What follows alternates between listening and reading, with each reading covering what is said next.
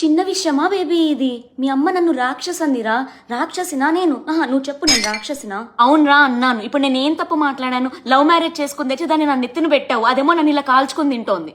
Sorry చెప్పాలా మీ అమ్మకి? దేనికి చెప్పాలి సారీ? అసలు నేను తప్పే చేయకుండా సారీ ఎందుకు చెప్పాలి నేను? అసలు నీ పెళ్ళానికి నేనంటే మర్యాదే లేదురా.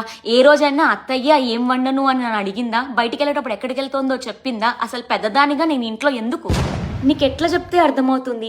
పిల్లల మెడ కింద చేయి పెట్టకపోతే వాళ్ళ మెడ విరిగిపోతుంది. మీ అమ్మకి ఆ మాత్రం కూడా తెలీదా? బాబు తల కింద చేయి పెట్టాలని ఎన్నిసార్లు చెప్పాలి మీ అమ్మతోటి? అవును, మరి నాకేం తెలియకుండానే నిన్ను మీ అక్కని పెంచి ఇంత వాళ్ళని చేశాను. పిల్లల్ని ఎలా ఎత్తుకోవాలో నీ పెళ్ళాం దగ్గర నేర్చుకోవాలి నేను. మా వాళ్ళు పండక్కి పెట్టిన చీర బాగాలేదని మీ అమ్మ పని మంచితో అని చెప్తోంది. 10,000 రూపీస్ ఆ శారీ. మీ అమ్మ దృష్టిలో మంచి చీర అంటే ఇంకెంత పెట్టి కొనాలి?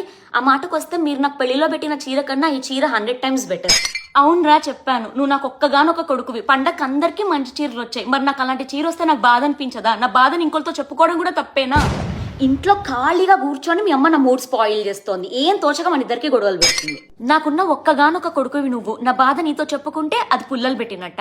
మీరిద్దరూ సంతోషంగా ఉండాలని కోరుకునే వాళ్ళల్లో మొదటి వ్యక్తినిరా నేను. అయినా నాకేం వస్తుందిరా మీ ఇద్దరి మధ్యలో గొడవలు పెడితే?